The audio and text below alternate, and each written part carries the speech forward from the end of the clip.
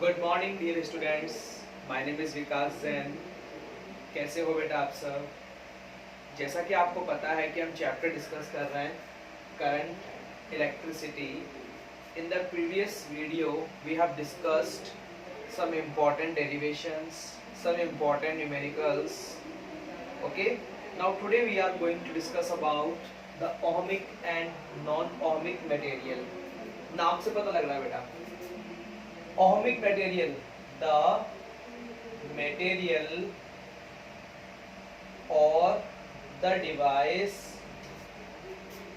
which follow the Ohm's law. बेटा वो device, वो मटेरियल जो किसको फॉलो करेगा? ओम्स लॉ को। उसे क्या बोलेंगे हम? Ohmic material. ओम्स लॉ का मतलब V is directly proportional to I. The graph should be a straight line between V and I. So जब आप ग्राफ ड्रॉ करोगे वो कुछ ऐसा होगा। Okay, for example all metals at low current follow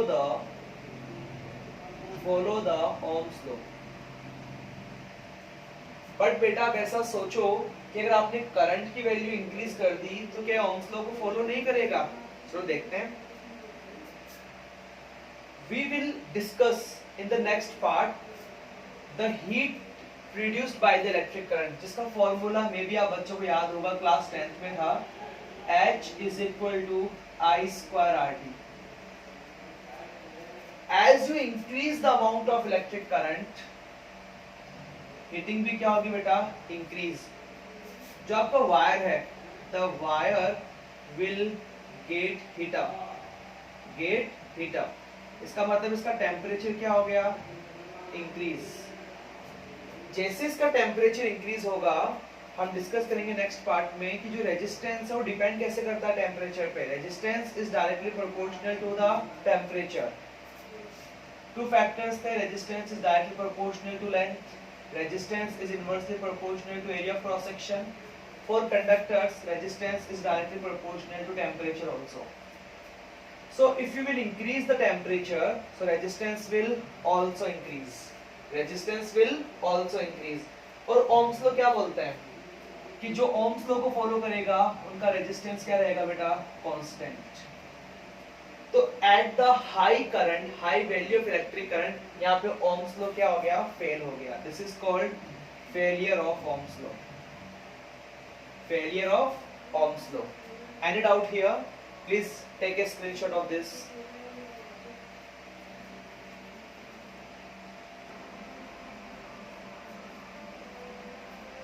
now बेटा, non ohmic, the material which do not follow the Ohm's law, जो Ohm's law को फॉलो नहीं करते वो क्या कहलाते हैं? आपके नॉन ओमिक मटेरियल। और इनके बीच का ग्राफ कैसा बनेगा बेटा? This will the graph between V and I. For example diode, PN junction, transistor, इन सब के बारे में हम डिस्कस करेंगे चैप्टर सेमीकंडक्टर इलेक्ट्रॉनिक्स में। सेमीकंडक्टर इलेक्ट्रॉनिक्स एक बार ब्रीफली रिवाइज करते हैं। ओमिक मींस वो मटेरियल जो ओम्स लॉ को फॉलो करते हैं। All metals at low current, high current पे क्या होगा? If you will increase the amount of electric current, heating will also increase, like your mobile charger. आप देर तक मोबाइल को चार्ज लगाओगे तो आपका मोबाइल चार्जर क्या हो जाता है? हीट अप हो जाता है। Due to heat up, its resistance will increase, क्योंकि resistance is directly proportional to the temperature. Ohm's law ने क्या कहा था कि रेजिस्टेंस कांस्टेंट रहेगा। यहाँ क्या पता लगा? रेजिस्टेंस तो इंक्रीज हो रहा है, चेंज हो रहा है। इसका मतलब ये Ohm's law को फॉलो नहीं कर रहा। कब? जब आपने इलेक्ट्रिक करंट की वैल्यू इंक्रीज कर दी। नेक्स्ट, नॉन ओमिक मटेरियल, वो मटेरियल जो ओम्स लॉ को फॉलो नहीं करते। एग्जांपल है diode, PN junction, transistor. This topic will discussed in the chapter Semiconductor Electronics. Is that clear, beta?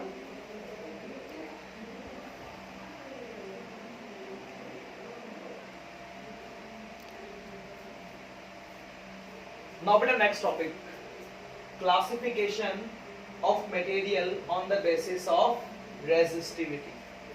Ready for that? The material which are having low resistivity, वो material जिनकी resistivity लो है, उन्हें किस category में डालोगे आप? Conductor. उन्हें क्या कहोगे बेटा आप? Conductor. The best example are silver, copper, aluminium. They are the best example of the conductor. all metals, even we are human beings are the best example of conductor. कभी wire को touch करके देखना, you will get the electric shock. कभी लगा electric shock आपको? जिसको लगा है वो कंडक्टर है, जिसको नहीं लगा वो इंसुलेटर है. The material which are having high resistivity, जहां से इलेक्ट्रिसिटी का फ्लो पॉसिबल नहीं है, उन्हें क्या कहते हैं बेटा? Insulator.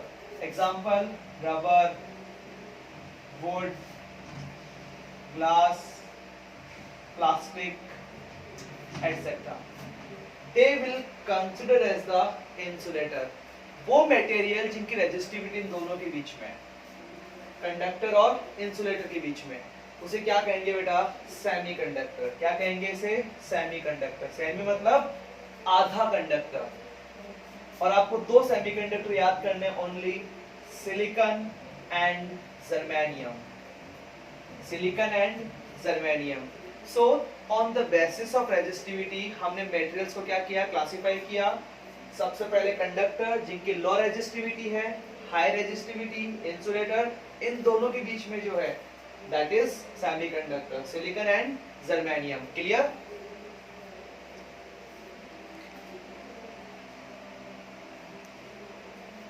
But some questions are there on the board. Are you having the answer of this?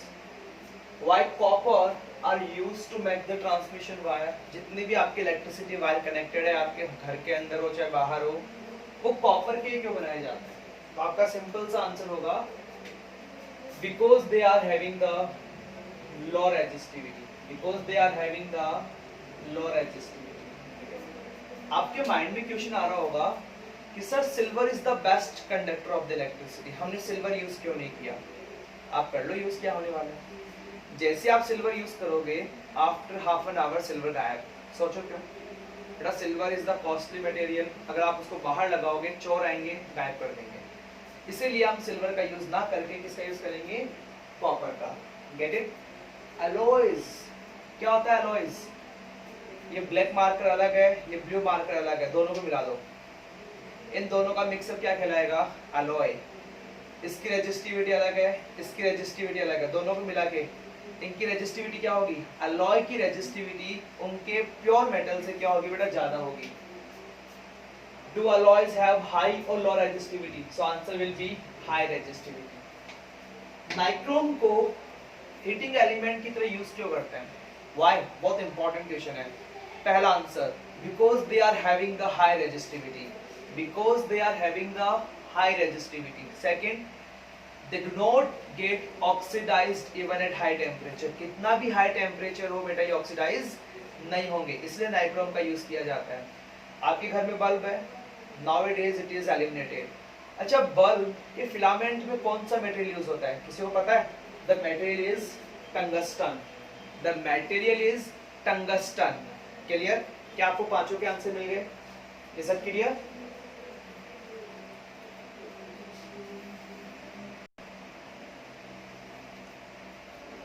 Okay बेटा, now the next topic, colour code resistance.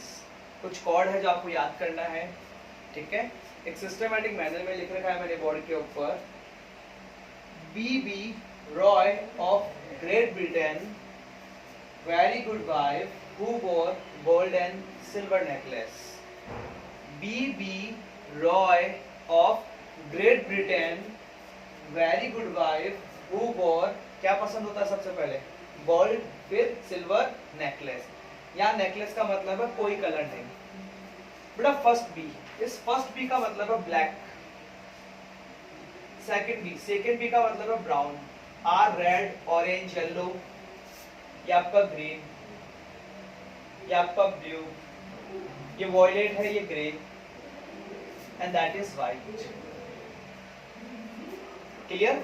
तो ये कोड आपको याद करना है, ये आपके प्रैक्टिकल्स में आपसे आस्क किया जाएगा कि आपको एक कार्बन कोड रेजिस्टेंस दिया जाएगा, कार्बन कोड, इसे कलर कोड भी बोलते हैं, आपको इसका रेजिस्टेंस बताना है। तो उसके लिए बच्चों आपको ये कोड याद होना चाहिए, B B Roy of Great Britain very good wife who wore gold and silver necklace.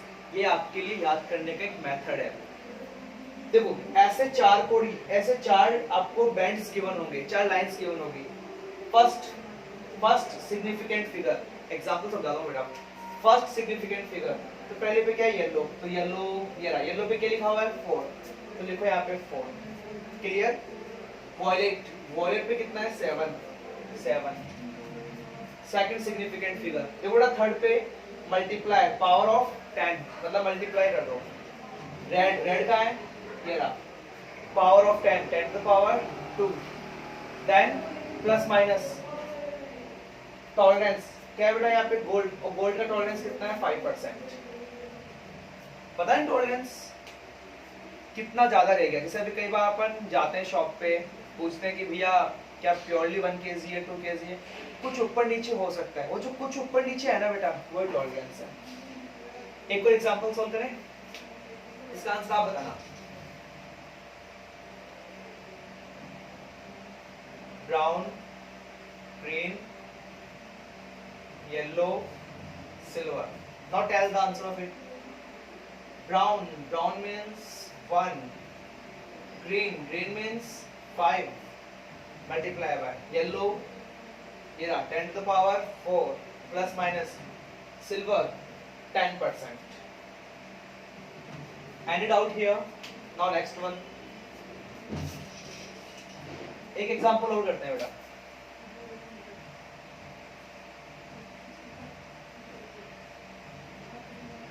Green, yellow, grey, और चौथा कलर है ही नहीं, ठीक है? तो ग्रीन, ग्रीन पे क्या है बेटा 5, येलो के लिए 4 multiply by grey 10 to the power 8।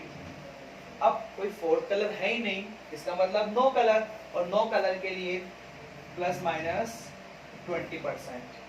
जब आपके पार्ट में फोर्थ लाइन गिवन नहीं हो, फोर्थ लाइन गिवन नहीं हो, समझ जाना कोई कलर नहीं है, कोई कलर के लिए क्या जाएगा आपके पास में 20%। Any doubt in today's topic? अच्छे से स्टडी करनी है, रेगुलर स्टडी करनी है, गुड रिजल्ट मेंटेन करना है, is that clear? Thank you.